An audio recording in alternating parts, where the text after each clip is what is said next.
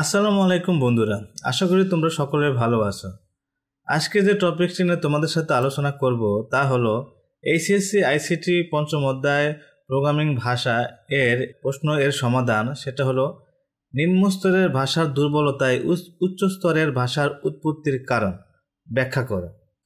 তো শুরু করা যাক। প্রোগ্রামিং ভাষার নিম্ন স্তর হলো মেশিন ভাষা ও অ্যাসেম্বলি ভাষা।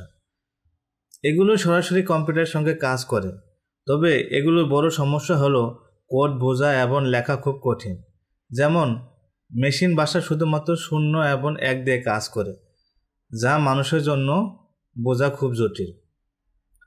এই সমস্যাগুলো সমাধান দিতে উচ্চস্তরের ভাষা মানে হাই লেভেল ল্যাঙ্গুয়েজ উদ্ভাবন হয়েছে।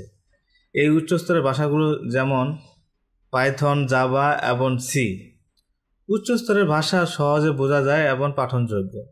প্রোগ্রামাররা কম সময়ে সহজ ভাষায় কোড লিখতে পারে। এই বিবর্তনের ফলে প্রোগ্রামিং আরও কার্যকর ও ব্যবহার বান্ধব হয়েছে। এখন আসলে কিছু নিম্নস্তরের ভাষার সমস্যা নিয়ে আলোচনা করি। যেমন নিম্নস্তরের ভাষা শুধুমাত্র মেশিন ভাষা ও অ্যাসেম্বলি ভাষা। মেশিন ভাষা শুধুমাত্র বাইনারি 0 এবং 1 ব্যবহার করে। যেমন একটি সংখ্যা যোগ করার জন্য যখন মেশিন ভাষায় কোড হতে পারে যে 10110000, আরেকটা হলো 01100001। এই কোড বোঝা এবং এর ত্রুটি খুঁজে বের করা মানুষের জন্য খুবই কঠিন। অ্যাসেম্বলি ভাষা কিছুটা সহজ, তবে এখনও জটিল। উদাহরণস্বরূপ মুভ AL 61H ADD@AL1।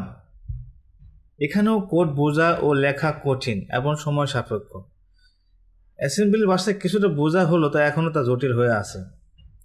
এখন আসি উচ্চস্তরের ভাষার উদ্ভাবন। এই সমস্যাগুলো দূর করতে উচ্চস্তরের ভাষা সৃষ্টি হয়েছে। উদাহরণস্বরূপ পাইথনে এ কাজই করা যেতে পারে সহজভাবে। যেমন x = যদি 61 ধরি মানে ভ্যালু, আবার যদি মনে করি x = x+1 যোগ করি, তাহলে আমরা কি আসবে? এগুলো 62 আসবে। তো সুতরাং এটি মানুষের জন্য সহজবোধ্য এবং পাঠনযোগ্য এবং দ্রুত লেখা সম্ভব। উপরোক্ত আলোচনা থেকে আমরা এই সিদ্ধান্তে উপনীত হতে পারলাম, সেটা হলো নিম্নস্তরের ভাষার জটিলতা প্রোগ্রামারদের কাজ কঠিন করত। এই কারণে উচ্চস্তরের ভাষা উদ্ভাবন হয়েছে, যা কোড লেখা ও ব্যবস্থাপনা সহজ করেছে। আশা করি তোমরা এই টপিকটি সুন্দর করে বুঝতে পেরেছো।